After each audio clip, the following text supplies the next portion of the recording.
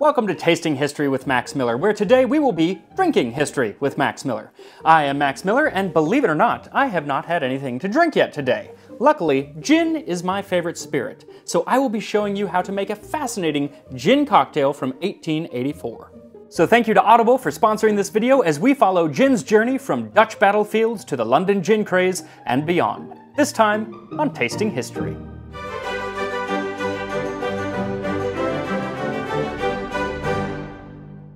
Today's recipe comes from George Winter's 1884 How to Mix Drinks, Barkeeper's Handbook. Gin cocktail. 2 to 3 dashes of gum syrup, 1 to 2 dashes of Orinoco bitters, 2 dashes of absinthe, 1 wineglass Holland gin.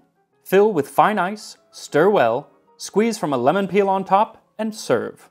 Seems quite simple, though a lot of those ingredients are not necessarily something that you're going to find at most modern-day liquor stores, but you can get everything online. First, we got gum syrup. Now, we have simple syrup today, which is just basically sugar and water that's been boiled, but gum syrup adds gum arabic and supposedly gives a softer, silkier texture to the cocktail. We'll see.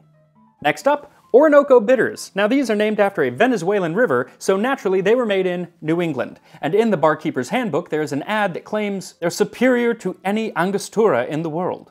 Angostura bitters being what we typically use today. I have both, so I'm going to do a little bit of a taste test here. First, Angostura bitters, which my palate should already know. Very bitter. A little bit of a cinnamony quality to them. Quite interesting. Wouldn't want too many. And now for the Orinoco bitters. I feel like Mary Poppins doling out her spoonful of sugar. Just a spoonful of bitters. Very different. Gosh, it has more like a spicy cardamom flavor. They remind me, yeah, very much of like Indian food. Kind of like them better. Maybe they should make a comeback. Then we have absinthe, La Fée Verte, the Green Fairy, a largely misunderstood and oft-romanticized liquor that supposedly tastes like fennel, but I think we should give it a shot. Now this has been outlawed in the United States for 80 years, and I think it was probably 14 years ago, they allowed it to make a comeback. So I'm going to just take a tiny, tiny little bit here. Oh yeah, that tastes like black licorice. A little bit goes a long way. What's interesting is, as you can see, maybe, it's clear, but when you add it to another liquor, it becomes foggy. And that's really when the Green Fairy kind of shows up.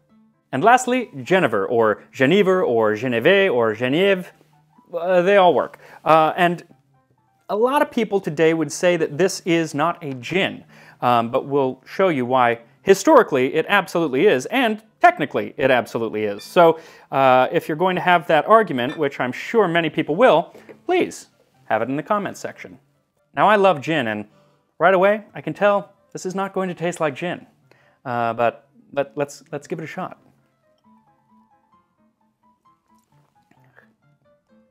It's actually really, really smooth. You can taste the juniper, which is essential for gin, and we'll get into that. But there's also like a carameliness to it, almost, I don't know, almost like a hint of whiskey was added or something like that.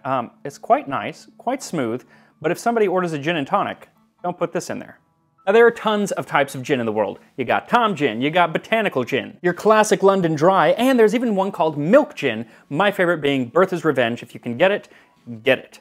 Sadly, I don't have time to go into all of the gins of the world, but if you want a gin deep dive, might I suggest The Book of Gin on Audible.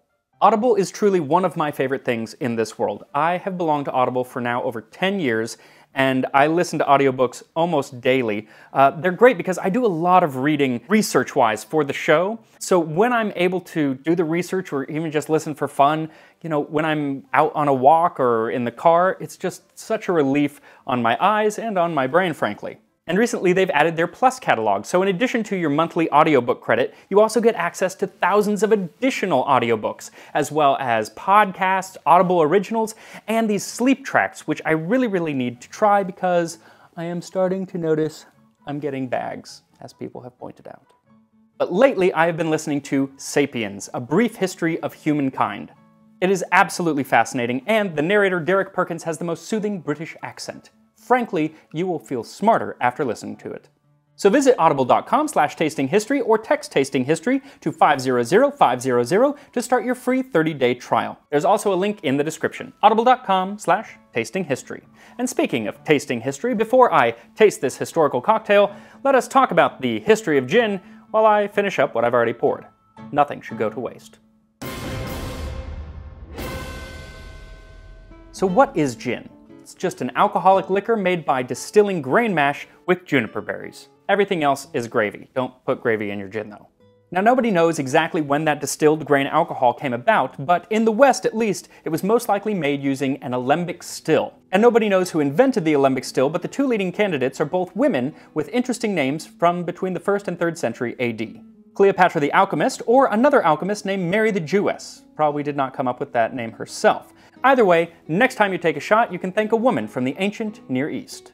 So they used alembic stills to perform alchemy to make alcoholic spirits, all coming from Arabic words. And really it was the Arabic world where that flourished until European alchemists in the Middle Ages started using them to make aquavita, or the water of life, which is basically just pure alcohol. Now for the juniper berries, mentions of their medicinal qualities, especially when added to alcohol, are mentioned in Discorides from the 1st century AD, as well as the 11th century Compendium Solernita, where Benedictine monks would use it for chest ailments, and later on it was used to cure the Black Death, though it didn't work. And for other cures that didn't work for the plague, see my video up here. But the first Dutch mention, and it's important that it's Dutch, we'll get there, was in 1269 when Jacob van Merlant wrote, "He who wants to be rid of stomach pain, use juniper cooked in rainwater. He who has cramps, cook juniper in wine. It's good against the pain." Side note, that is from the document called Der Naturenblume, one manuscript of which has my favorite image of an elephant. So you got your aquavita, you got your juniper berries, put them together, and what have you got? Bibbidi-bobbidi gin, except it wasn't called gin yet. In an early writing from 1552, it's called genièvre, later spelled Jenever or Genever. Now, for much of the 16th and 17th century, the Protestant Dutch were fighting for their independence from Catholic Spain. It was a complicated time called the 80 Years' War, which encompassed the 12 Years' Truce and the 30 Years' War. Terrible marketing, lots of brand confusion. So the story goes that at some point in that time, when the English were fighting alongside their Protestant brethren against Catholic Spain, and religion is very important in this, they noticed that the Dutch would take a swig of Genever right before they went into battle, hence the term Dutch courage. Probably. Sometimes it comes from a different war, and sometimes it might not have happened at all, but it's a good story, and I'm sticking to it. Either way, the English brought it back home where one of its main uses is documented by Samuel Pepys. "I took strong water made of juniper. Whether that or anything else of my draft this morning did it, I cannot tell, but I had a couple of stools forced after it." I don't see that appearing in a Tanqueray ad anytime soon. But the Dutch would soon show England that there was more to gin than just its diuretic capabilities. Because a few decades later, when the Catholic James II was excised from the throne of England, he was replaced by the Dutch Protestant William of Orange, of William and Mary fame. And being Dutch, he drank Genever, so it became quite a popular cordial amongst the upper crust. Also, he imposed harsh taxes on imports from Catholic countries, which included France, so goodbye wine and brandy, hello gin. And the drink got another boost when in 1690 Parliament passed an act for encouraging the distilling of brandy and spirits from corn. And some people made brandy, but most people made gin because it was a lot cheaper. So cheap that a pint of gin actually became cheaper than a pint of ale or beer. There are stories of people drinking a pint of gin a day. Do you know what happens if you drink a pint of gin a day? Well, Bernard Mandeville in 1714 gives us an idea.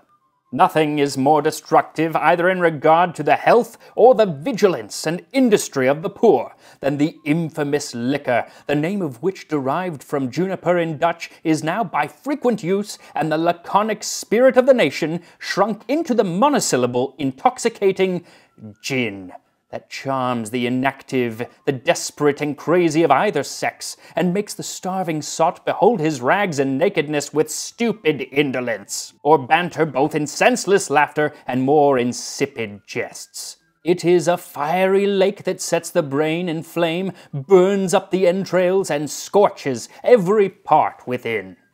Clearly a whiskey drinker. But with that last part, he was actually kind of right, because with everybody and their mother making gin, the quality really took a dive. People were adding sulfuric acid and turpentine in quantities larger than one probably should. And it actually kicked off something called the London gin craze, where fully 1/4 of the population of London was involved somehow in either the production or distribution of gin. During frost fairs, which were fairs that took place on the River Thames when it would freeze over, it was a lot colder back then, hot gin and gingerbread were sold to all, as clearly most of London did not agree with that stick-in-the-mud Bernard Mandeville at first.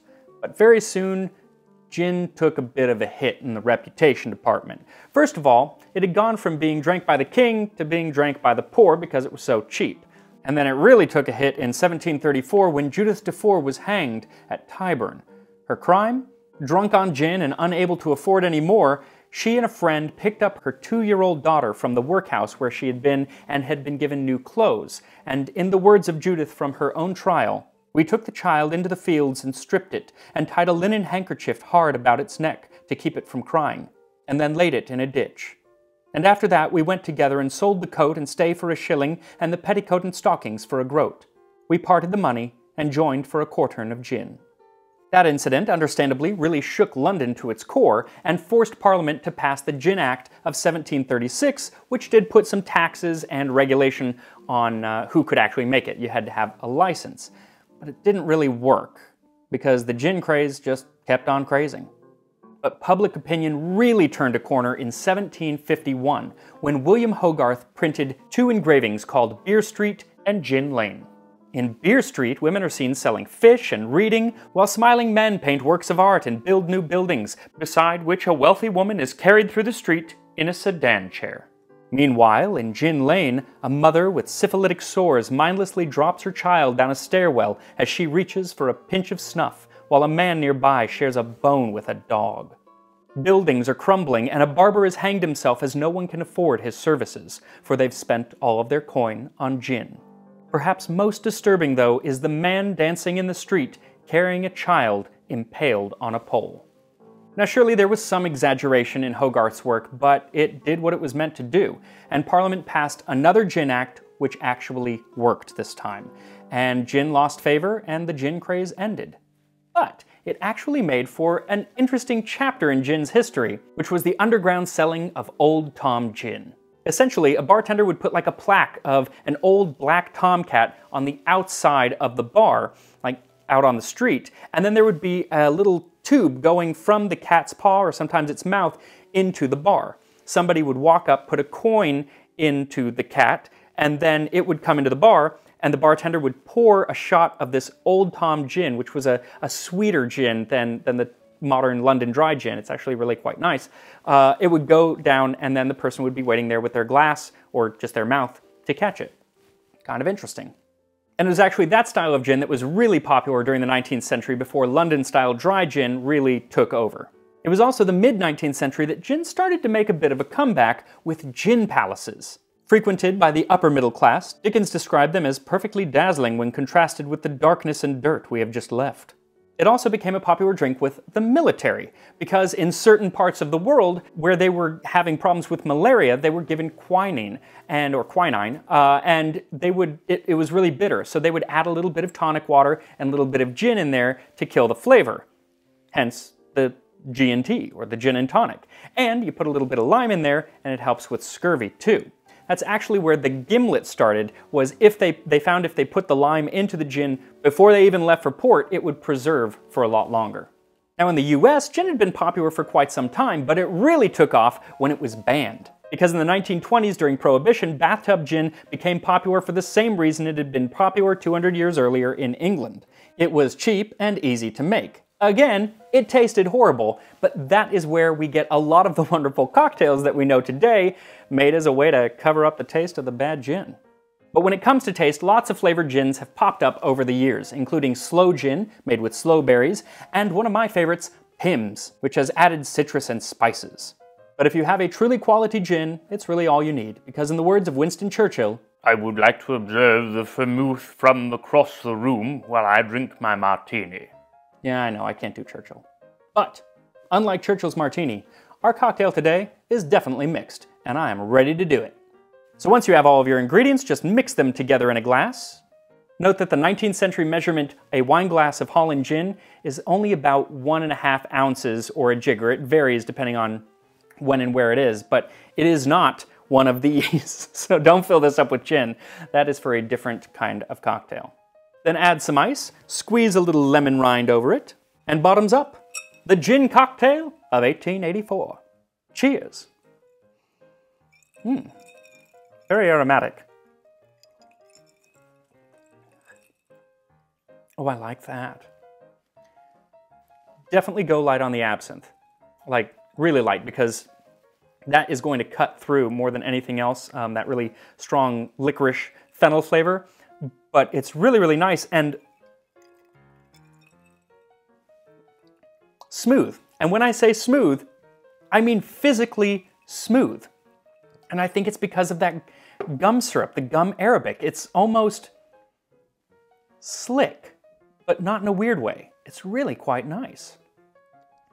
I usually go for a sweeter drink. This is not that sweet. You could probably make it sweeter, adding even more gum syrup, but I already put in quite a bit. But it's really good. I would drink this. Though if I went into a bar today and ordered this, I would get kicked out. Unless I was at one of those hipster bars, maybe in Los Feliz. So make sure to follow me on Instagram, Twitter, and TikTok, and don't forget to sign up for your free trial of Audible at the link in the description. And I will see you next time on Tasting History.